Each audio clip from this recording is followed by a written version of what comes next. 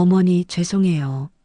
제 과거 때문에 우리 현우 오빠까지 다치게 하지 않을게요. 딸처럼 믿었던 며느리. 그런데 아울렛에서 우연히 만난 친구가 제 손에 몰래 쥐어준 메모 한 장. 그애 큰 사고 냈던 아이야. 가까이 두지 마. 그날 이후 며느리의 모든 행동이 의심스러워졌습니다. 그런데 제가 의심했던 며느리, 그 아이가 우리 아들을 살렸습니다. 대체 며느리는 어떤 과거를 숨기고 있었던 걸까요? 저는 올해 63입니다. 경기도 용인의 작은 아파트에서 평생을 살았지요. 한때는 교복을 다려 입혀 학교 보내던 아이가 이제는 제게 커다란 효도라며 가끔씩 꽃다발을 들고 돌아오는 나이가 되었습니다. 시간이 참 빠르지요. 아들 현우는 올해 36, IT 회사에서 일하며 쉼없이 살아가고 있습니다. 바쁜 아이인데도 주말이면 꼭 들러서 제 안부를 챙깁니다. 그리고 그런 현우 옆에는 늘 밝고 성실한 며느리 서진이 함께했지요. 서진이는 처음부터 예의 바르며 따뜻한 아이였습니다. 결혼 전 인사 왔을 때 두 손을 꼭 모아 제 앞에 앉아 조심스럽게 말했어요. 어머니, 부족하지만 잘 부탁드립니다. 그 말투, 그 맑은 눈. 저는 바로 마음을 열어주고 싶었습니다. 차분한 성격, 부드러운 미소. 가족이 된다면 참 다행일 것 같다고 생각했지요. 결혼식 날, 신부 대기실에서 울먹이며 제 손을 잡던 그 아이의 표정이 아직도 선명합니다. 다른 사람들 앞에서는 씩씩했지만 제 앞에만 오면 한없이 약해 보였어요. 어머니 정말 감사합니다. 그 말에 저는 괜스레 뭉클해져 딸이 생긴 것 같다고 말했지요. 서진의 일상은 참 바빴습니다. 대학병원에서 간호사로 근무하기에 퇴근도 들쑥날쑥했고 밤샘도 흔했어요. 하지만 어느 날 밤 늦은 시간 현우가 데려온 서진의 얼굴이 유난히 창백했습니다. 서진아, 괜찮니? 제가 물었습니다. 아, 조금 피곤해서요. 괜찮아요, 어머니. 애써 미소는 지었지만 눈밑은 시커멓게 내려와 있었습니다. 그 모습을 보며 참 고생하는 아이구나 생각했지요. 그래서였을까요? 저는 서진이에게 더 잘해주고 싶었습니다. 밥을 챙겨 먹으라고 계속 잔소리를 했고 쉬는 날엔 집에서 푹 자라고 했습니다. 제가 가진 정성을 모두 쏟으며 도왔지요. 그러던 어느 날 서진의 휴대전화가 부엌 식탁 위에서 울렸습니다. 서진이는 잠시 화장실에 들어가 있었지요. 저는 악의 없이 화면을 흘끗 본 건데 낯선 이름이 눈에 들어왔습니다.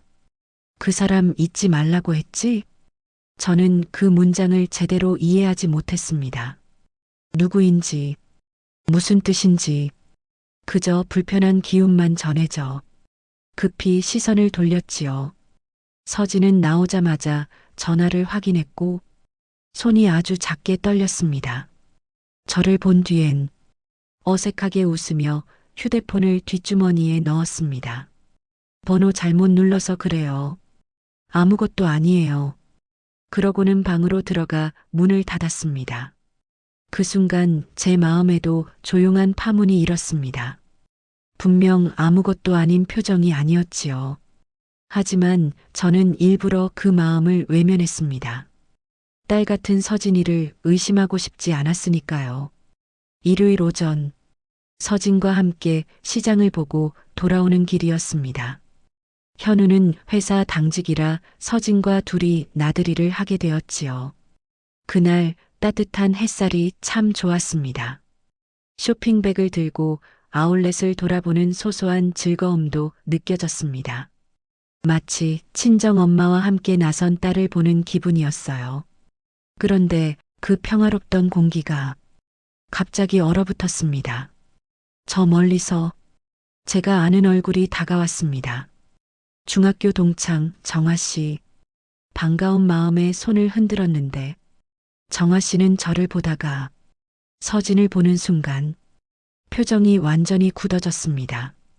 잠시 서진이 자리를 비운 틈 정아 씨가 제 손을 잡았습니다.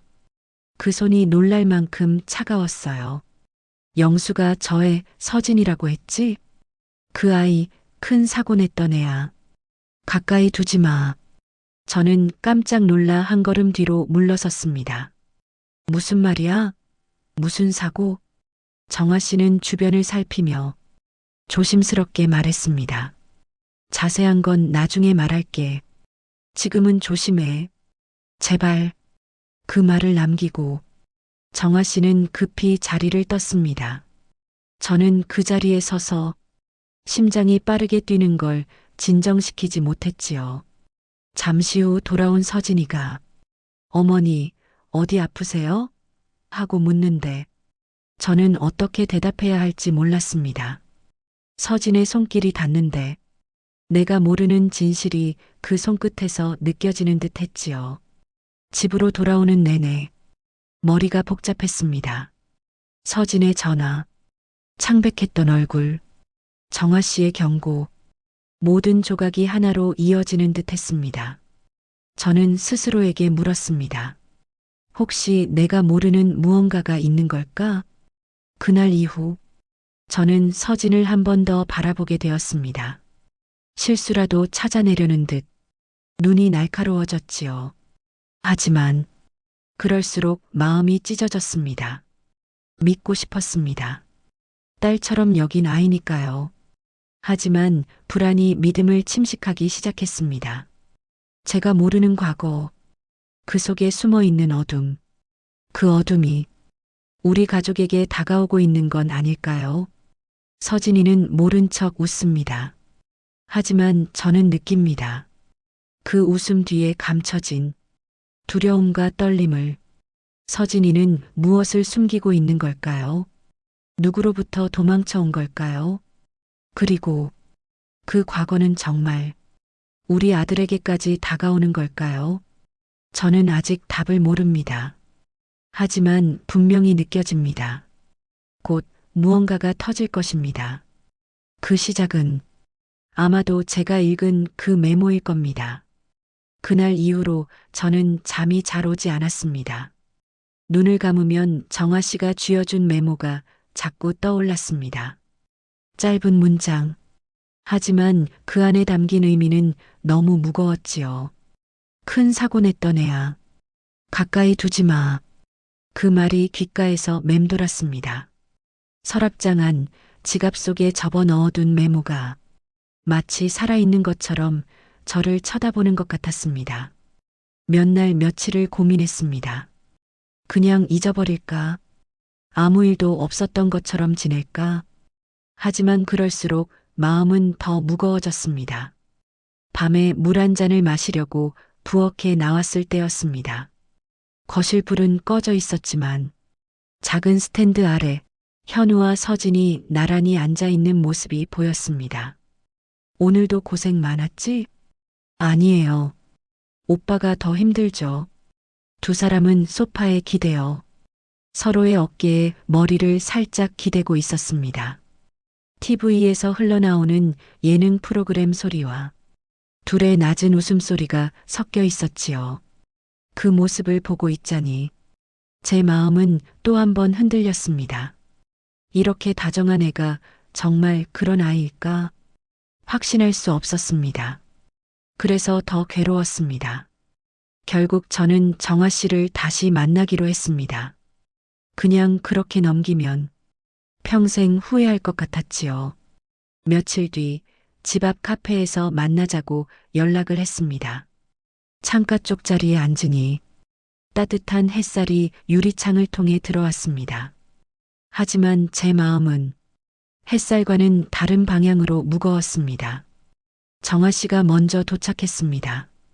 저를 보자마자 눈빛이 조금 불안해 보였습니다. 영수가 미안하다. 그날 내가 너무 갑자기 말해서. 저는 뜨거운 커피잔을 손에 쥐고 조심스럽게 물었습니다. 정확히 무슨 일이었는지 말해줄 수 있니? 정아 씨는 한숨을 내쉬더니 목소리를 낮췄습니다. 예전에 뉴스에도 조금 나왔었어.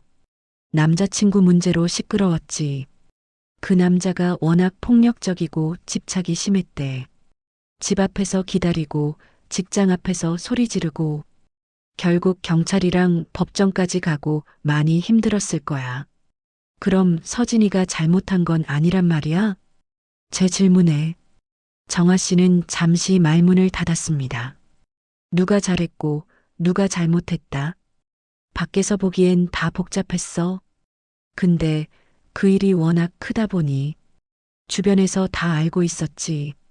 내 며느리가 그 아이 맞는 것 같아서 그냥 조심하라고 한 거야. 그래도 그럼 그 아이는 피해자 쪽 아니야? 제 말에 정아 씨는 고개를 조금 갸웃했습니다. 피해자이기도 하고 또 상황을 더 키운 것도 같고 솔직히 나도 자세한 건 몰라.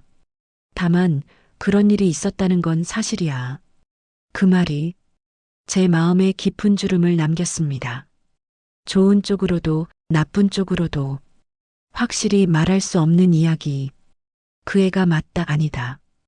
흑백으로 나눌 수 없는 사건. 집으로 돌아오는 길. 버스 창에 비친 제 얼굴이 낯설게 느껴졌습니다. 내가 뭘 믿고 며느리를 딸이라고 생각했던 거지? 한편으로는 그 아이도 얼마나 힘들었을까 하는 생각이 들었습니다. 그래서 더 혼란스러웠습니다. 그날 밤 저는 마음을 굳혔습니다. 그래, 이럴 바엔 서진이에게 직접 물어보자. 돌려 말하지 않고 엿보지 않고 정면으로 마주해 보기로 했습니다. 주방에서 설거지를 마친 뒤 저는 조심스럽게 말했습니다. 서진아, 잠깐 이야기 좀 할까? 서진은 잠깐 놀란 표정을 지었습니다. 하지만 이내 웃으며 고개를 끄덕였습니다. 네, 어머니. 거실 테이블에 마주 앉았습니다. 서진의 두 손이 테이블 위에서 조용히 모아져 있었습니다. 마치 중요한 이야기를 기다리는 사람처럼 자세를 곧게 세우고 있었습니다. 저는 한동안 입을 떼지 못했습니다. 무슨 말부터 꺼내야 할지 정리가 잘 되지 않았습니다. 서진아, 네. 혹시 너 예전에 힘든 일 있었니? 제 말에 서진의 눈동자가 아주 조금 흔들렸습니다. 하지만 금세 웃음을 띄었습니다. 살다 보면 다들 힘들 때 있잖아요.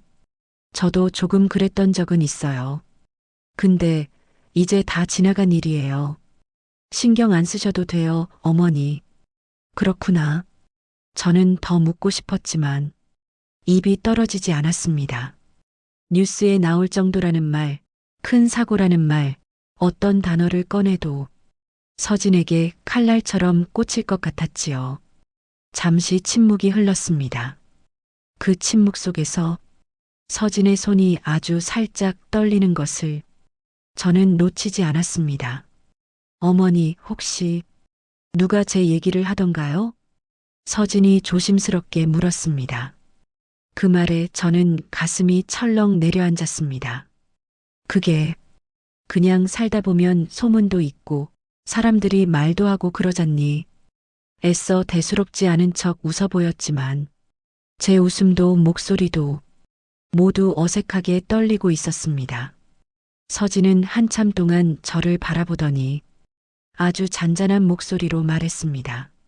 어머니, 제가 상처 드린 적 있나요? 그 질문에 저는 선뜻 대답하지 못했습니다. 아니, 그런 건 아니야. 내가 잘못했다는 건 아니고 그냥 내가 조금 겁이 나서. 서진은 그제야 고개를 끄덕였습니다. 그리고 힘없이 웃었습니다. 네, 이해해요. 제가 다 말 안 한 것도 있으니까요.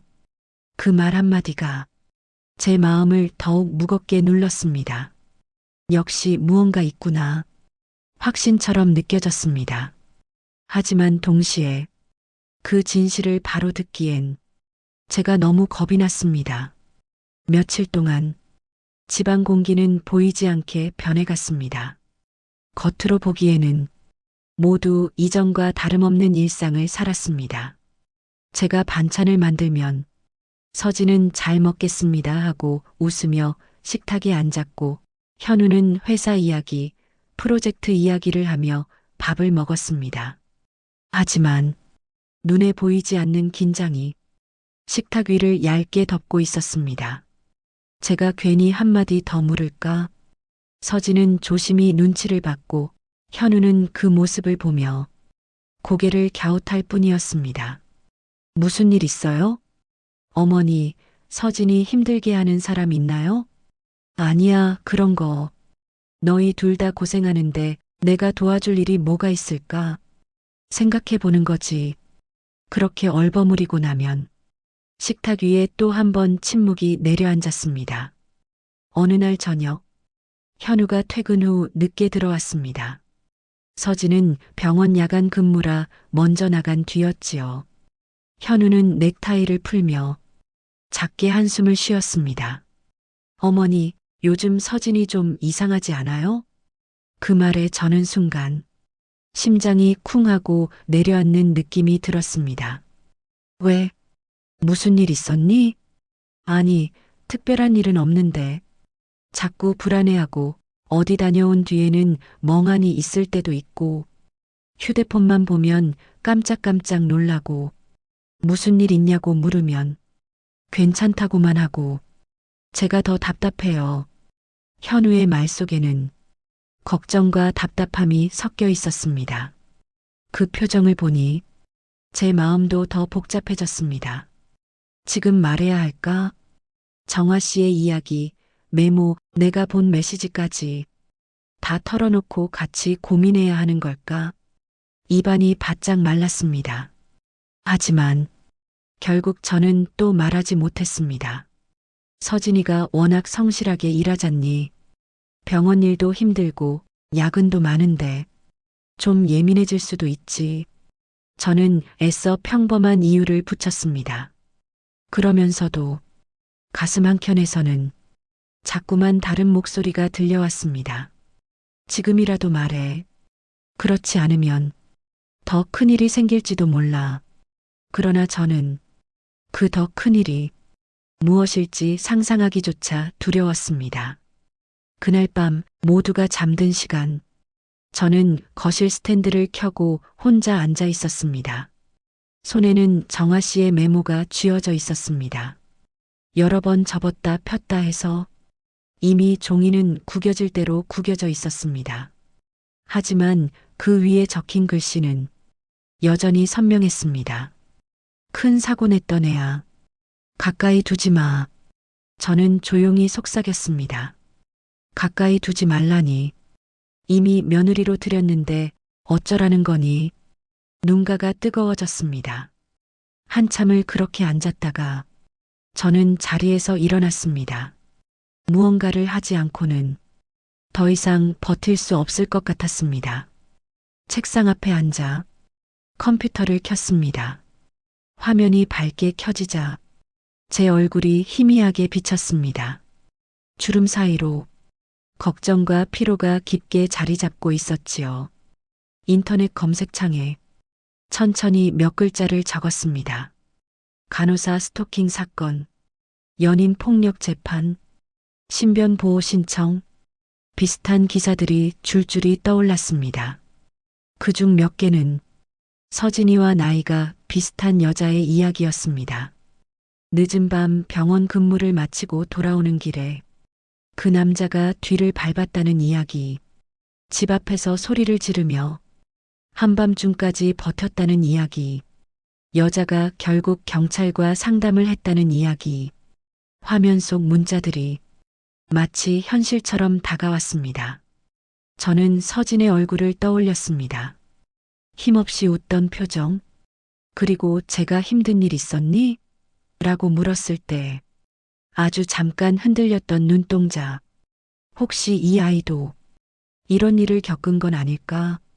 가슴이 싸해졌습니다. 그렇다면 정말로 무서운 건 서진이의 과거가 아니라 지금도 어딘가에 있을지 모르는 그 누군가일지도 모른다는 생각이 들었습니다. 새벽이 가까워질 즈음 저는 조용히 결심했습니다. 그래, 이대로 가만히 있을 순 없다. 아들을 지키고 싶었습니다. 동시에 서진이라는 아이도 최대한 지켜주고 싶었습니다. 그래서 저는 혼자서라도 사실을 더 알아보기로 했습니다. 서진을 몰래 따라가서라도 무슨 일을 겪고 있는지 확인해 보고 싶었고, 필요하다면 경찰서든 상담소든 어디라도 찾아가 보고 싶었습니다. 비록 겁이 났지만 더 이상 눈 감고 있을 순 없었습니다. 제가 외면하는 사이에 더 위험한 일이 일어날 수도 있으니까요. 거실 스탠드를 끄고 방으로 돌아가며 저는 마음속으로 중얼거렸습니다. 조금만 더 지켜보자. 그리고 정말 필요하다면 내가 먼저 나서야지. 그 결심이 앞으로 제 삶을 어디까지 끌고 갈지 그때의 저는 아직 알지 못했습니다. 다만 하나는 분명히 느끼고 있었습니다. 이미 할 수 없는 길 위에 서 있다는 것. 그날 이후로 제 일상은 더 이상 평범하지 않았습니다.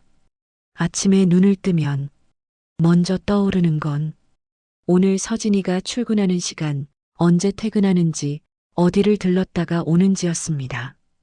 예전에는 아들이 밥은 잘 먹는지, 회사에서 힘들진 않은지만 걱정했지요. 이제는 며느리의 한 걸음, 한 숨소리까지 모두 신경 쓰이기 시작했습니다. 마음 한구석에서는 너무 지나친 거 아니냐고 속삭였지만 이미 마음속에 들어온 불안은 쉽게 꺼지지 않았습니다. 그 주 목요일, 서진의 근무표를 보니 오전 근무였습니다. 보통 오전 근무면 3시쯤 퇴근을 하지요. 집에서 가만히 앉아있기만 해도 자꾸 머릿속이 복잡해졌습니다. 그래서 결국 제가 먼저 몸을 움직였어요. 나 좀 다녀올게. 아무도 없는 집에 대고 중얼거리고 가볍게 카디건을 걸쳤습니다. 엘리베이터 안에서 제 얼굴을 보니 피곤이 잔뜩 묻어 있었습니다. 그럼에도 눈빛만은 이상하게 날이 서 있더군요. 병원 근처 카페에 자리를 잡았습니다. 창문 쪽 자리였습니다. 유리 너머로 응급실 입구와 병원 정문이 내려다 보였습니다.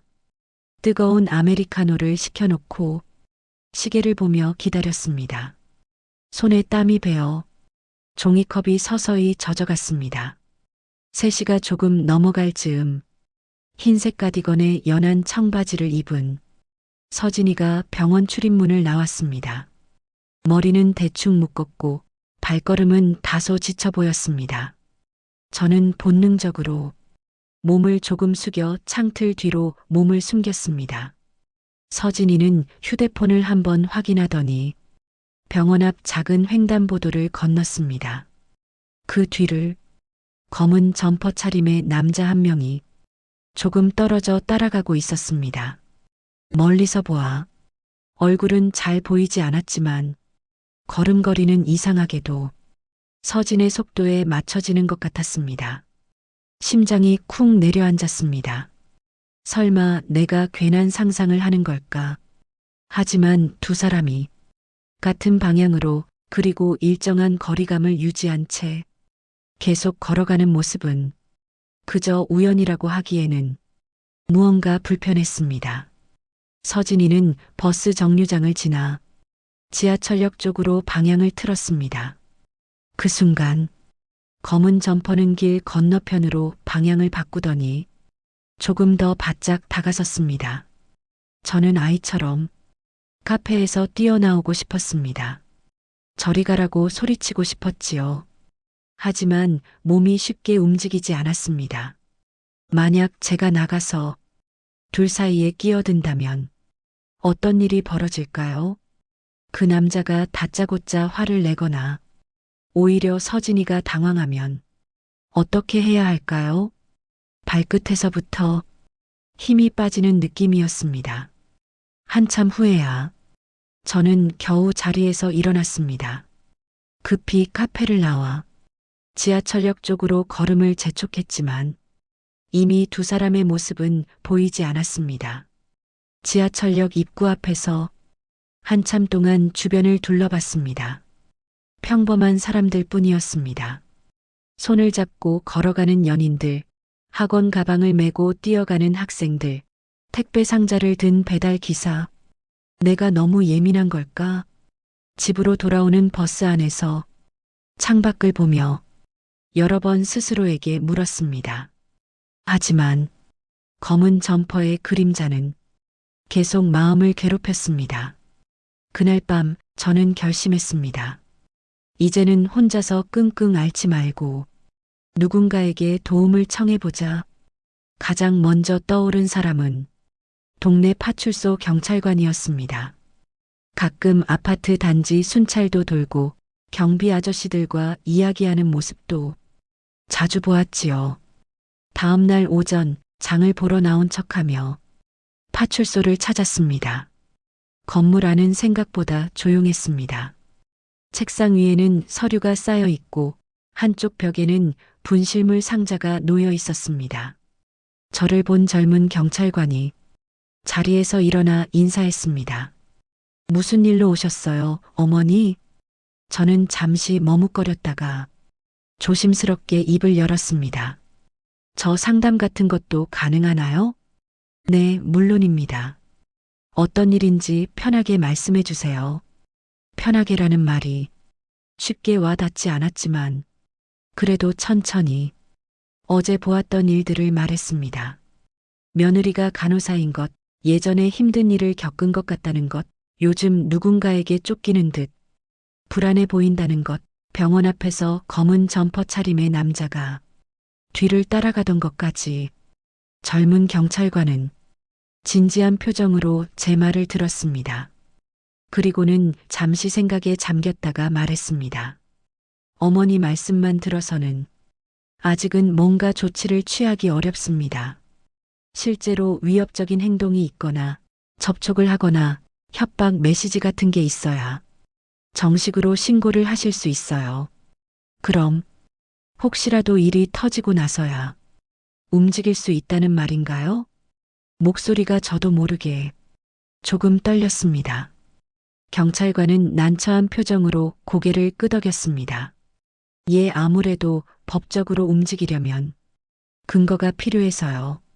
하지만 혹시라도 휴대폰 문자나 카톡, 집 앞에서 기다린다거나 하는 일이 있으면 바로 신고하세요. 그때는 저희가 도와드릴 수 있습니다. 돌아가는 길, 파출소 문을 나서자 겨울바람이 훅 불어왔습니다. 방법이 없다는 말은 생각보다 더 깊게 박혔습니다. 결국 지금 할 수 있는 건 조심하라는 말뿐이라는 것. 괜히 찾아가서 나약한 걱정만 늘어놓고 온 건 아닌가. 후회도 밀려왔습니다. 집으로 돌아와 현관문을 닫았을 때 집안은 유난히 조용했습니다. 거실에 서 있던 화분 잎사귀가 살짝 흔들리는 것 같았습니다. 아무도 없는데도 누군가 숨어 있는 것처럼 느껴졌지요. 나는 문을 두세 번 더 확인했습니다. 도어락이 제대로 잠겼는지, 문고리가 헐겁지는 않은지, 체인을 다시 걸어야 할지. 예전에는 저녁만 되면 드라마나 예능 프로그램을 보며 웃었는데 요즘은 TV를 켜도 내용이 귀에 잘 들어오지 않았습니다. 대신 현관 쪽에서 들리는 작은 소리에도 귀가 번쩍 뜨였습니다. 엘리베이터 문이 닫히는 소리, 복도에서 아이들이 뛰는 소리, 택배 상자가 내려놓이는 소리, 모든 소리가 불길한 예고처럼 느껴졌습니다. 며칠 후 야간 근무를 마치고 돌아온 날이었습니다. 새벽 3시가 조금 넘은 시각이었지요. 저는 평소보다 더 늦게까지 잠이 오지 않아 누워서 뒤척이고 있었습니다. 그때였습니다. 띠링. 현관 도어락에서 짧은 전자음이 났습니다. 누군가 비밀번호를 누르는 소리였습니다. 저는 온몸이 굳었습니다. 다시 한번 삑삑 삑삑. 그리고 실패했을 때 나는 짧은 경고음, 심장이 목까지 차오르는 느낌이었습니다. 그 시간에 누가 왜 우리 집 비밀번호를 누르고 있을까요? 숨을 죽이고 귀를 기울였습니다. 잠시 정적. 그 후에 문고리를 살짝 잡아보는 소리가 들렸습니다. 저는 이를 악물고 조용히 휴대폰을 집어들었습니다. 경비실 번호를 눌렀습니다. 네, 경비실입니다. 저 우리 동인데요. 지금 누가 우리 집 비밀번호를 누르는 것 같아요. 복도 쪽 좀 봐주실 수 있을까요? 경비 아저씨는 놀란 듯한 목소리로 대답했습니다. 예, 지금요? 알겠습니다. 바로 올라가 보겠습니다. 잠시 후 복도 쪽에서 무거운 발소리가 들렸습니다. 경비 아저씨가 올라오는 소리였지요. 그와 동시에 복도 끝에서 누군가 계단 쪽으로 황급히 내려가는 발소리도 들렸습니다.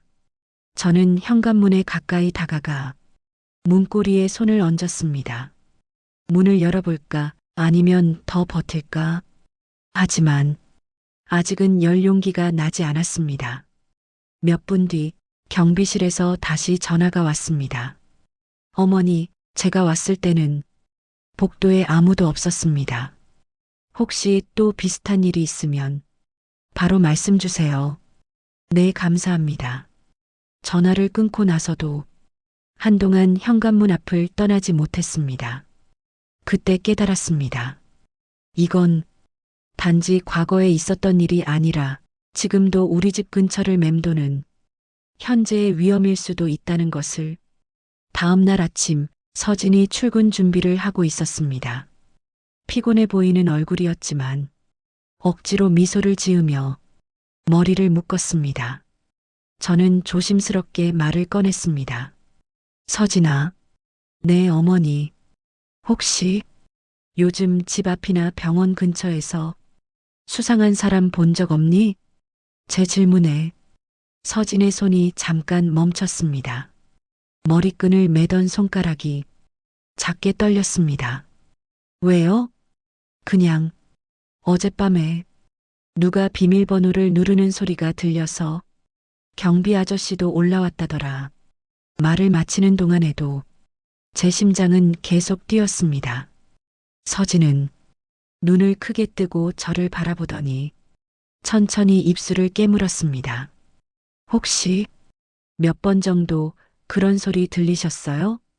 어젯밤은 확실히 들었고 며칠 전에도 현관 쪽에서 이상한 소리가 나긴 했어. 근데 그땐 내가 잘못 들은 줄 알고. 서진은 고개를 숙였습니다. 그리고 아주 낮은 목소리로 중얼거렸습니다. 그 사람인가? 무슨 말이니, 서진아? 서진은 한숨을 깊게 내쉬었습니다. 그리고는 결심한 듯 고개를 들었습니다. 어머니, 혹시라도 낯선 남자가 집 근처나 아파트 단지에서 어머니를 불러 세우면 절대 상대하지 마세요. 모르는 번호로 전화가 와도 받지 마시고요. 그 말에 등줄기가 서늘해졌습니다. 왜? 그 사람이 누군데 그러니? 서진은 입술을 꾹 깨물었습니다. 말할 것처럼 입을 떼다가도 다시 다물었습니다. 한참 만에야 조심스럽게 말했습니다. 제가 처리해 볼게요. 어머니랑 현우 오빠한테는 절대 피해 안 가게 할게요. 처리해 본다니. 내 혼자 감당할 수 있는 일이니? 제 목소리가 조금 높아졌습니다. 서진은 눈을 감았다가 천천히 떴습니다. 제가 시작한 일이니까요. 제가 끝내야죠. 그 말은 마치 자신에게 하는 다짐 같았습니다. 하지만 그 다짐이 왜 이리도 서글프게 들리는지 저는 알 수 없었습니다. 그날 저녁 현우가 퇴근하고 돌아왔지만 집안 분위기는 평소와 달랐습니다. 서진은 평소보다 말을 아꼈고 현우는 눈치를 보며 둘 사이를 살피는 듯 했습니다. 무슨 일 있어? 왜 이렇게 다들 말수가 줄었어? 현우가 묻자 저는 억지로 웃으며 말을 돌렸습니다. 아니야, 다들 좀 피곤해서 그렇지. 회사 일도 많고 병원도 힘들고. 서진은 식탁 위에서 젓가락만 만지작거리고 있었습니다. 밥알이 거의 줄어들지 않았습니다. 식사를 마치고 현우가 방으로 들어간 뒤 저는 서진을 불렀습니다. 서진아, 너도 먹고 싶은 거 있으면 말해. 힘든데 제대로 먹어야지. 네, 어머니. 정말 죄송해요. 뜬금없는 사과였습니다. 그 사과 속에 무엇이 담겨 있는지 저는 정확히 알 수 없었습니다.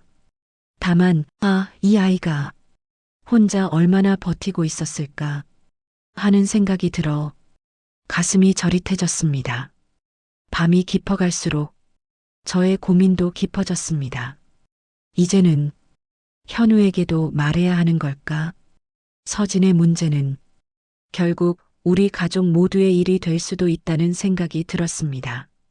하지만 또 한편으로는 이야기를 꺼냈을 때 현우가 받을 충격이 걱정됐습니다. 너의 아내가 이런 위험 속에 있었다는 말을 어떤 얼굴로 해야 할까요? 그리고 그렇게 말해버리는 순간 지금까지 버텨온 서진의 마음은 완전히 무너지지 않을까요? 방 안을 서성이다가 창문을 열었습니다. 겨울 저녁 공기가 차갑게 밀려 들어왔습니다. 아파트 단지의 불빛들이 멀리서 반짝였습니다. 그 불빛들 사이에 어딘가에서 누군가 우리 집을 지켜보고 있을지도 모른다고 생각하니 숨이 막혔습니다. 한참을 그렇게 서 있다가 저는 조용히 창문을 닫았습니다. 그리고 마음속으로 작게 중얼거렸습니다. 만약 정말로 일이 터진다면 그땐 내가 나설 거야. 더 이상 모른 척하지 않을 거야. 그 결심이 이 상황을 해결해 줄지는 아직 알 수 없었습니다. 하지만 적어도 한 가지는 분명했습니다. 이제 저는 단순히 불안에 떠는 사람이 아니라 이 아이들을 지키기 위해 무언가를 해야 하는 사람이라는 것. 그런데도 문제는 여전히 제 손을 벗어나 있었습니다. 경찰도, 경비실도, 현우도 쉽게 기대기 어려운 상황 속에서 제가 할 수 있는 건 주의 깊게 지켜보고 위험을 눈치채는 것뿐이었지요. 침대에 누웠지만 쉽게 잠이 오지 않았습니다. 어두운 천장을 바라보며 생각이 꼬리에 꼬리를 물었습니다. 도대체 그 사람은 누구일까? 어떻게 해야 이 아이를, 우리 가족을 지킬 수 있을까? 답은 나오지 않았습니다. 그럼에도 마지막으로 떠오른 건 서진의 떨리는 목소리였습니다. 제가 끝내야죠. 그 말이 자꾸만 가슴에 걸렸습니다. 아니야, 서진아. 너 혼자 끝낼 일이 아니야. 언젠가 그렇게 말해줘야겠다고 마음속으로 다짐했습니다. 비록 지금은 방법도 길도 보이지 않지만 분명히 어딘가에는 이 위기를 빠져나갈 틈이 있을 거라 믿고 싶었습니다. 그리고 어쩌면 그 틈은 아주 작은 결심에서 시작될지도 모릅니다. 이번에는 어떤 일이 있어도 눈 돌리지 않겠다. 그게 제가 할 수 있는 가장 중요한 결심이었습니다. 이 위기를 어떻게 극복하게 될지 아직은 알 수 없었지만 이미 마음은 다음 일을 향해 천천히 움직이고 있었습니다. 그날 밤 이후로 제 마음속에는 한 가지 생각만 자리 잡았습니다. 이제는 혼자 걱정만 하고 있을 수는 없다. 두 아이를 지키려면 적어도 진실을 있는 그대로 마주해야 한다는 생각이 들었지요. 다음 날 저녁, 현우가 퇴근에 들어왔을 때 저는 마음을 가다듬었습니다. 넥타이를 풀고 물을 마시던 현우를 불렀습니다. 현우야, 잠깐만 앉아볼래? 왜요, 엄마? 무슨 일 있으세요? 저는 소파 맞은편에 앉아 손을 모았습니다. 말을 꺼내기 전까지 두 손가락이 자꾸만 꼬이더군요. 내가 요즘 서진이 걱정 많이 하는 것 같아서. 현우가 한숨을 쉬었습니다.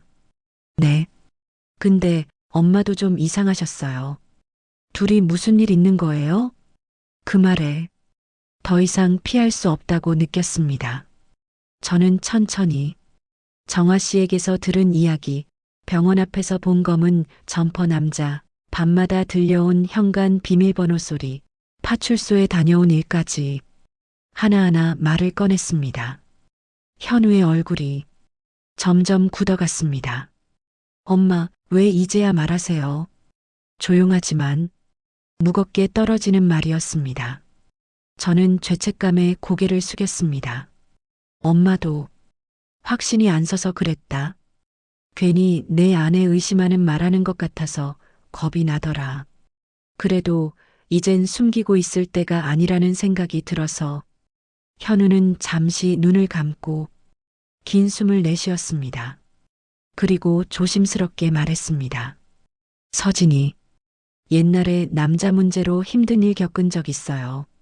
제가 다 들은 건 아니지만 그 사람한테 많이 쫓기고 괴롭힘 당했다고만 들었습니다.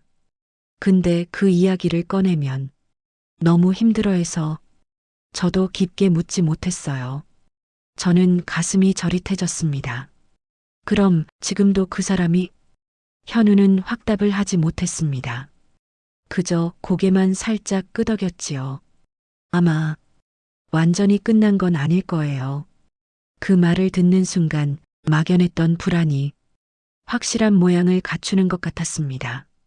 그날 밤 우리는 셋이서 처음으로 마주 앉았습니다. 작은 식탁이었지만 그 위에는 반찬보다 말하지 못했던 고민이 더 많이 올려져 있는 느낌이었습니다. 서진아, 내 어머니. 서진은 잔뜩 긴장한 얼굴이었습니다. 손가락이 서로 엉켜 있고 시선은 접시 위를 맴돌 뿐 제 눈을 잘 보지 못했습니다. 저는 깊게 숨을 들이켰다가 내쉬었습니다. 너한테 묻고 싶은 게 있다. 근데 너를 다그치려는 마음은 아니다. 우리 셋이 같이 알아야 할 것 같아서 그래. 현우도 말없이 고개를 끄덕였습니다. 서진은 한참 동안 아무 말도 하지 않다가 천천히 고개를 들었습니다. 그 눈빛에는 포기와 두려움 그리고 조금의 결심이 섞여 있었습니다. 아마 그 사람일 거예요. 제 심장이 쿵 하고 내려앉았습니다. 그 사람이라면 예전에 저 같이 지냈던 사람이 있어요. 너무 많이 힘들게 했던 사람이요. 경찰에도 신고하고 멀리 도망도 가고 이름도 바꾸고 병원도 옮기고 그래도 완전히 끝났다고 생각 못했어요. 그 말에 현우의 눈도 흔들렸습니다. 서진아, 왜 나한테도 말 안 했어? 서진은 미안한 듯 웃었습니다. 오빠까지 무서워할까봐. 어머니랑 오빠랑 제 옆에 있는 사람들이 저 때문에 피해 입을까봐. 그게 더 무서웠어요. 저는 그제야 이 아이가 얼마나 오랫동안 혼자 버티고 있었는지 조금은 느껴졌습니다. 하지만 그렇다고 가만히 있을 수는 없었습니다. 그래도 이제는 혼자서 감당할 수 없는 일이다. 나도 현우도 다 알고 있어야 한다. 그래야 같이 막을 수 있지. 제가 차분히 말하자 서진의 눈가가 붉어졌습니다. 저 정말 죄송합니다. 어머니께 괜한 걱정만 드려서. 걱정은 원래 서로 주고받는 거다. 말을 끝내며 저는 서진의 손등 위에 제 손을 올렸습니다. 내 손도 그 애의 손도 따뜻했지만 떨리고 있었습니다. 그 다음 날 우리는 다시 파출소를 찾았습니다. 이번에는 저 혼자가 아니라 현우와 서진도 함께였습니다. 경찰관은 지난번보다 더 진지한 얼굴로 세 사람의 이야기를 들었습니다. 서진은 몇 번이나 말을 멈추고 숨을 골랐습니다. 힘들었던 기억을 다시 끄집어내는 것이 쉽지 않았겠지요. 그래도 끝까지 말했습니다. 과거의 폭언과 따라다님, 집 앞에서 기다리던 밤들, 지금도 낯선 번호로 가끔 오는 메시지들. 경찰관은 노트에 메모를 하며 차분히 설명했습니다. 이 정도 상황이면 스토킹 처벌법에 해당될 수 있습니다. 예전 피해 기록이 있다면 더 도움이 될 거고요. 문자, 통화 기록, 집 앞 CCTV 화면 같은 것도 가능하면 모아두세요. 우리 집 복도 CCTV는 경비실에서 볼 수 있지요? 제가 묻자 경찰관은 고개를 끄덕였습니다. 예, 경비실 통해서 필요할 때 제공 요청할 수 있습니다. 우선은 정식으로 신고 접수부터 하시죠. 서류에 이름을 쓰는 서진의 손이 조금 떨렸습니다. 이제 정말 끝낼 수 있을까요? 경찰관은 침착한 목소리로 답했습니다. 시간은 걸리겠지만 혼자 계실 때보다는 훨씬 나아질 겁니다. 가족분들이랑 같이 움직이고 계시니까요. 같이, 그 단어가 제 마음에 오래 남았습니다. 신고를 마치고 집으로 돌아오는 길, 지하철 안창가에 비친 우리 셋의 모습이 조금은 다르게 보였습니다. 예전에는 현우와 서진이 나란히 서 있고 제가 그 뒤에서 따라가는 그림이었다면 지금은 나란히 어깨를 맞댄 세 사람이 서 있는 것 같았습니다. 집에 돌아오자 저는 먼저 경비실을 찾아갔습니다. 지난번에 말씀드린 우리 동 복도 CCTV 한 일주일치만 혹시 따로 보관해 주실 수 있을까요? 경비 아저씨는 사정을 듣고 고개를 끄덕였습니다. 예, 어머니. 요즘 그런 일 많다더라고요. 저도 신경 써서 살펴보겠습니다. 그 말을 들으니 조금은 안심이 되었습니다. 누군가 함께 지켜보고 있다는 느낌. 며칠 동안 큰일은 일어나지 않았습니다. 야간 근무 날에도 서진은 조심해서 다녔고 현우는 가능하면 병원 근처까지 차로 데려다 줬습니다. 집 안 공기도 조금씩 달라졌습니다. 예전처럼 떠들썩하지는 않았지만 적어도 말하지 못할 비밀을 억누르는 묵직한 침묵 대신에 오늘은 괜찮았어? 전화는 또 안 왔니? 서로를 확인하는 짧은 안부들이 오갔습니다. 저는 밥상을 차리면서 생각했습니다. 위기라는 게 완전히 사라지는 건 아닐 수도 있다. 하지만 이렇게 같이 지켜보는 것만으로도 조금은 나아지는 거겠지. 식탁에 된장찌개를 올리고 김치를 가지런히 두면서 조금은 마음이 풀렸습니다. 그러던 어느 날 밤이었습니다. 현우는 야근으로 늦는다고 했고 서진은 오후 근무를 마치고 저녁 무렵에 집에 돌아왔습니다. 저녁을 먹고 나서 둘이서 TV를 보고 있는데 갑자기 현우에게서 전화가 왔습니다. 엄마, 나 지금 회사에서 갑자기 숨이 좀 답답한데 오늘 회의 많아서 그런가 봐. 잠깐 누워있다 갈게. 목소리가 평소보다 조금 가빠져 있는 것 같았습니다. 괜찮겠니? 지금 바로 병원 가는 게 낫지 않을까? 아니에요, 엄마. 그냥 스트레스 같아요. 조금만 쉬었다가 갈게요. 전화를 끊고 나서도 마음이 편하지 않았습니다. 서진도 불안한 표정으로 휴대폰을 쳐다봤습니다. 어머니, 현우 오빠 원래 이런 적 있으셨어요? 아니, 목소리가 좀 이상하긴 했지. 요즘 일도 많고 해서 그러려니 했는데 서진은 잠시 생각에 잠기더니 갑자기 자리에서 벌떡 일어났습니다. 어머니, 혹시라도 모르니까 제가 데리러 갈게요. 회사가 여기서 멀지 않잖아요. 그래, 그게 낫겠다. 저는 가슴이 철렁하면서도 안도감이 함께 들었습니다. 이럴 때 곁에 달려가 줄 사람이 있다는 것. 1시간쯤 지났을까요? 문이 급히 열리며 서진의 목소리가 들렸습니다. 어머니, 현우는 서진의 부축을 받으며 거실로 들어왔습니다. 얼굴이 창백했고 등은 땀으로 젖어 있었습니다. 숨이 가쁘게 오르내렸습니다. 어머, 현우야. 저는 급히 다가가 현우의 팔을 붙잡았습니다. 조금 숨이 잘 안 쉬어져서 목소리가 힘이 없었습니다. 그 순간 서진의 표정이 바뀌었습니다. 병원에서 일할 때의 단단한 눈빛이었습니다. 어머니, 잠깐만요. 소파에 바로 눕히지 마시고 상체를 조금 세워주세요. 서진은 침착하게 현우의 호흡을 살펴봤습니다. 손목을 잡고 맥을 짚었습니다. 현우 씨, 천천히요. 깊게 말고 조금씩 숨 쉬는 거예요. 저는 옆에서 어쩔 줄 몰라 서성였습니다. 119를 부를까? 제 말에 서진은 고개를 끄덕였습니다. 네, 어머니가 신고해 주세요.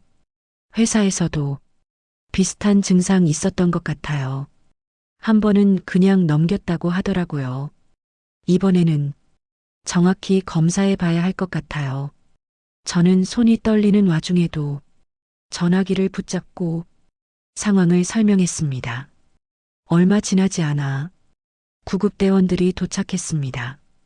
서진은 그들에게 현우의 상태와 최근 회사에서 보여준 증상을 차분히 설명했습니다. 그 모습이 차분하면서도 든든했습니다. 가족분 중에 같이 타실 분 계세요? 구급대원의 말에 제가 나서려는데 서진이 먼저 말했습니다. 어머니는 집에서 기다리세요. 제가 같이 가서 설명드릴게요. 병원도 제가 더 익숙하니까요. 저는 망설였지만 결국 고개를 끄덕였습니다. 그래, 그럼 부탁한다. 현우 조금만 더 챙겨줘. 네, 걱정 마세요. 제가 옆에서 끝까지 볼게요. 서진의 말에는 단단한 확신이 담겨 있었습니다. 문이 닫히고 집안이 다시 조용해졌을 때 저는 거실 한가운데 서 있었습니다. 방금 전까지의 소란이 꿈처럼 느껴졌습니다. 하지만 한 가지는 분명했습니다. 위험이 닥쳤을 때 누가 가장 먼저 손을 뻗어 이 아이를 붙잡아 주었는지 그건 다름 아닌 서진이었습니다. 소파에 앉자 갑자기 눈물이 쏟아질 것 같았습니다. 휴지를 들고 눈가를 꾹 눌렀습니다. 이 아이를 나는 얼마나 믿고 있었던 걸까? 그동안 얼마나 의심 속에서만 바라본 걸까? 부끄러움과 미안함이 한꺼번에 밀려왔습니다. 몇 시간 뒤 서진에게서 전화가 왔습니다. 어머니, 검사 결과는 큰 이상은 아니라고 하세요. 스트레스성 과호흡이랑 피곤이 겹쳐서 그런 것 같다고 오늘은 입원해서 쉬어가는 게 좋겠다고 하십니다. 저는 깊게 숨을 내쉬었습니다. 그래, 다행이다, 정말 다행이다. 고생 많았다, 서진아. 아니에요, 어머니. 제가 당연히 해야 할 일이죠. 서진의 목소리에도 안도감이 묻어 있었습니다. 내가 옆에 있어서 정말 고맙다. 그 말을 하는데 목이 조금 메었습니다. 어머니, 서진은 잠시 말을 멈추더니 조용히 물었습니다. 혹시 오늘 조금 저를 다르게 보셨나요? 저는 잠시 웃음이 났습니다. 그래, 많이 다르게 보였다. 무섭고 불편한 과거를 가진 애가 아니라 우리 아들을 살리려고 제일 먼저 뛰어가는 사람으로 보이더구나. 전화기 너머에서 서진이 아주 작은 숨을 들이쉬는 소리가 들렸습니다. 저 정말 많이 부족한 사람이에요. 잘못한 것도 있고, 도망친 적도 있고, 그래도 이제는 어머니랑 오빠 옆에서 제대로 살고 싶어요. 그래라. 우리도 너를 지켜줄 거다. 그 말은 저도 모르게 입에서 자연스럽게 나왔습니다. 정말로 그렇게 하고 싶었으니까요. 며칠 후 현우는 퇴원했습니다. 집에 돌아오는 길 현우는 장난스럽게 말했습니다. 내가 이 와중에 엄청난 걸 알았네. 뭐가? 우리 집에서 제일 믿을 만한 사람은 서진이라는 거. 서진이 웃으며 현우를 쳐다보았습니다. 이제 알았어요? 세 사람의 웃음이 엘리베이터 안에 퍼졌습니다. 그 웃음 속에는 조금 전까지의 두려움과 긴장도 섞여 있었지만 무엇보다 같이 버텼다는 안도감이 묵직하게 자리 잡고 있었습니다. 집에 돌아와 밥상을 차렸습니다. 소박한 반찬이었지만 오늘은 이상하게 모든 음식이 조금 더 따뜻해 보였습니다.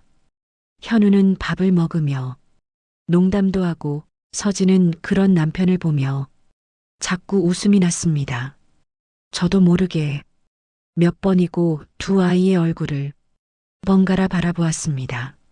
식사가 끝난 뒤 설거지를 마치고 나오는데 서진이 조심스럽게 다가왔습니다. 어머니, 응? 그날 신고 같이 가주셔서 정말 감사했습니다. 혼자였다면 아마 끝까지 못했을 거예요. 저는 서진을 바라보았습니다. 예전처럼 맑고 단정한 얼굴이었지만 그 안에는 이제 조금 더 단단한 무언가가 자리 잡고 있는 것 같았습니다. 혼자 버티게 해서 미안했다. 이제는 같이 하자. 서진은 눈가를 붉히며 고개를 끄덕였습니다. 네, 어머니. 짧은 대답이었지만 그 안에는 감사와 안도 그리고 앞으로를 향한 조용한 희망이 담겨 있는 듯 했습니다. 위기는 완전히 끝나지 않았을지도 모릅니다. 아직 그 사람이 어떻게 나올지 또 어떤 일이 생길지 우리는 알 수 없습니다. 하지만 이제 저는 예전처럼 두려움에만 갇혀 눈 돌리며 숨지 않을 것입니다. 필요하다면 경찰에도 다시 가고 경비실에도 연락하고 주변 사람들에게도 도움을 청할 것입니다. 그리고 무엇보다 서진과 현우에게 먼저 귀 기울일 것입니다. 혼자 감당하지 말라고, 우리가 같이 서 있겠다고, 그렇게 조금씩 우리는 이 위기에서 벗어나고 있습니다. 완전히 밝아지지 않았지만 멀리서 새벽이 오는 기척이 조금씩 느껴집니다. 이제 정말로 이야기를 마주해야 할 때가 온 것 같지요. 그 이야기는 서진의 입에서 천천히 시작될 것입니다. 과거를 숨기기 위한 이야기가 아니라 미래를 함께 만들기 위한 이야기로요. 시간은 생각보다 빨리 흘렀습니다. 경찰서에 신고를 하고 경비실과 상의하고 서진이와 현우가 함께 움직이기 시작한 지 어느덧 2달이 지났습니다. 그동안 휴대폰으로 걸려오던 낯선 번호는 점점 줄어들었습니다. 아파트 복도에서 들리던 수상한 발소리도 어느 순간부터 들리지 않았지요. 어느 날 오후 파출소에서 전화가 왔습니다. 어머니, 예전에 말씀하신 그분 다른 건으로 정식 입건되어 접근 금지 조치가 내려졌습니다. 혹시라도 다시 연락이 오면 바로 신고해 주세요. 수화기를 쥐고 있던 제 손에 서서히 힘이 빠졌습니다. 그래요. 고맙습니다. 짧게 대답하고 전화를 끊었지만 한동안 거실 한가운데에 멍하니 서 있었습니다. 완전히 안심해도 되는 건지 아직은 조심해야 하는 건지 잘 모르겠지만 그래도 분명한 건 우리가 함께 움직인 시간들이 헛되지 않았다는 사실이었습니다. 그날 저녁 셋이 둘러앉아 밥을 먹었습니다. 평소와 다를 것 없는 반찬이었지만 이상하게 모든 음식이 조금 더 따뜻하게 느껴졌습니다. 식사 중간에 저는 조심스럽게 말을 꺼냈습니다. 파출소에서 전화 왔다. 현우와 서진이 동시에 고개를 들었습니다. 어머니, 뭐래요? 그 사람이 다른 사건 때문에 조사를 받게 됐대. 접근금지 명령도 내려졌다더라. 잠시 식탁 위에 조용한 침묵이 흘렀습니다. 그 침묵을 먼저 깬 건 서진이었습니다. 그렇군요. 그 말 한마디에 수많은 감정이 담겨 있는 것 같았습니다. 안도, 미안함, 그리고 어쩌면 허탈함까지. 현우가 조용히 서진의 손등 위에 자기 손을 올렸습니다. 이제 조금은 숨 쉴 수 있겠다. 서진은 고개를 끄덕였습니다. 눈가가 조금 붉어졌지만 눈물은 참았습니다. 네, 이제 진짜 여기서 제대로 살고 싶어요. 도망치지 않고요. 그 말에 저는 조용히 고개를 끄덕였습니다. 그래, 이제는 우리 셋이 같이 사는 거다. 제 입에서 나온 우리 셋이라는 말이 생각보다 따뜻하게 들렸습니다. 날씨가 조금씩 풀리기 시작할 무렵 우리는 오랜만에 셋이 함께 장을 보러 나가보기로 했습니다. 장바구니를 끌고 시장 골목을 걸으며 서진이와 나란히 걷는데 문득 예전 생각이 났습니다. 아울렛에서 정화 씨를 만났던 날, 손에 쥐어주고 사라졌던 메모 한 장, 그날부터 시작된 의심과 불안. 그때의 저는 서진이를 어떻게 대해야 할지 몰라 눈을 피하기 바빴지요. 지금은 이 아이의 옆에서 발맞춰 걸으며 무슨 반찬을 할지 같이 이야기하고 있습니다. 어머니, 오늘은 제가 김치찌개 끓여볼까요? 서진이 웃으며 물었습니다. 그래, 내가 끓이는 김치찌개도 이제 한번 먹어보자. 에이, 아직 멀었어요. 어머니 음식 따라가려면 한참 걸리죠. 말은 그렇게 했지만 집에서 몇 번씩 레시피를 물어보고 메모하는 모습을 봐왔기에 저는 알고 있습니다. 이 아이가 진심으로 이 집의 사람이 되려고 얼마나 애쓰고 있는지. 시장 골목을 걷다 꽃집 앞을 지나게 되었습니다. 빨간 장미, 하얀 안개꽃, 작은 분홍 카네이션들이 가게 앞에 수북이 놓여 있었습니다. 서진이 발을 멈추고 카네이션을 바라보았습니다. 어머니, 얼마 안 있으면 어버이날이잖아요. 그러네. 제가 올해부터는 어버이날에 어머니 옆에서 당당하게 서 있어도 될까요? 그 말에 가슴이 뜨끔하면서도 따뜻해졌습니다. 저는 잠시 웃었다가 조용히 대답했습니다. 그동안도 당당히 서 있었다. 내가 그걸 못 본 것뿐이지. 서진이 깜짝 놀란 듯 저를 보았습니다. 어머니, 이제는 부담 갖지 말아라. 내가 겪은 일은 내 잘못만은 아니었다. 이 집에 들어와서 너무 잘해주고 있어서 고맙단 생각이 더 크다. 서진의 눈동자가 물기 어린 빛으로 흔들렸습니다. 정말 그렇게 생각해 주세요? 그래, 이제는 정말 그렇게 생각한다. 그 대답을 하면서 저는 제 마음속에서도 조용히 오래 묵은 돌덩어리 하나를 내려놓는 느낌이었습니다. 며칠 뒤 현우의 생일이 다가왔습니다. 올해 생일은 집에서 소박하게 보내기로 했습니다. 케이크 하나, 작은 초 몇 개, 그리고 세 사람이 둘러앉은 식탁. 초를 모두 켜고 불을 끄니 방 안은 금세 어두워졌습니다. 촛불의 작은 불빛이 현우와 서진의 얼굴을 따뜻하게 비추고 있었습니다. 소원 빌어라. 제가 말하자 현우가 웃으면서 두 눈을 감았습니다. 올해는 우리 집에 무탈했으면 좋겠습니다. 다들 건강하고 더 이상 쓸데없이 무서운 일 안 생겼으면 좋겠어요. 그리고 현우가 눈을 뜨고 저와 서진을 번갈아 보았습니다. 엄마랑 서진이랑 나 세 사람 다 서로를 믿을 수 있으면 좋겠습니다.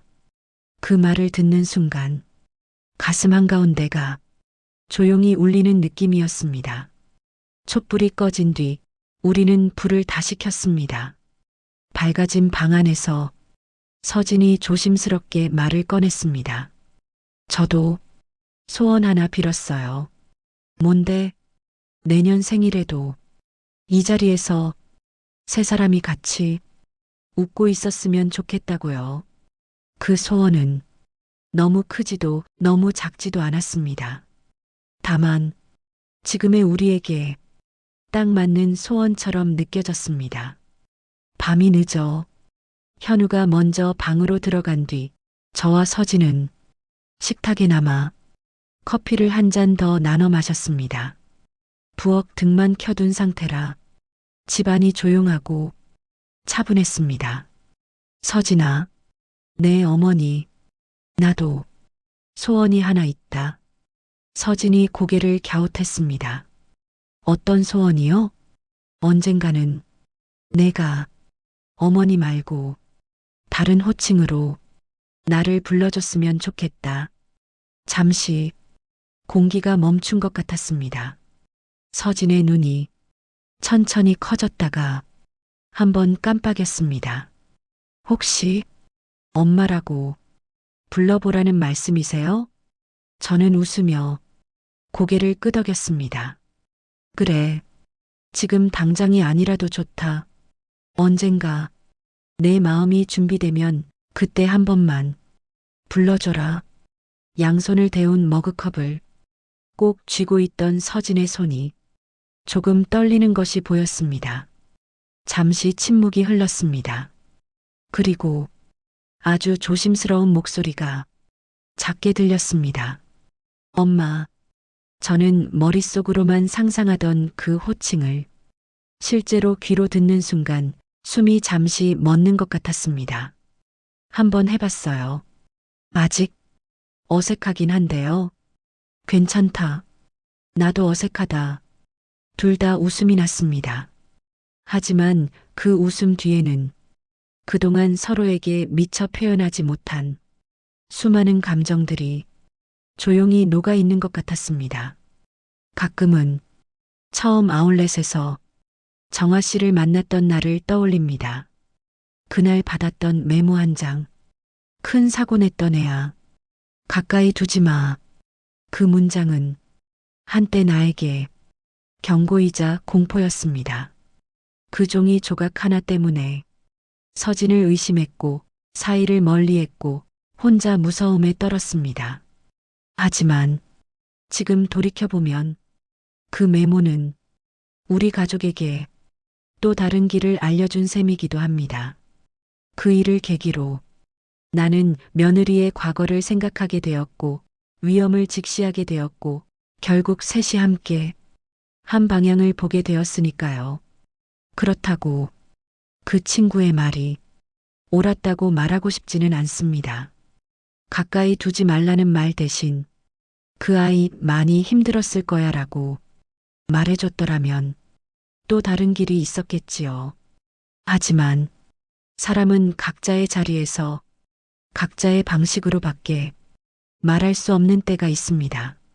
중요한 건 그 말을 어떻게 받아들이느냐, 그리고 그 다음에 무엇을 선택하느냐 하는 것이겠지요.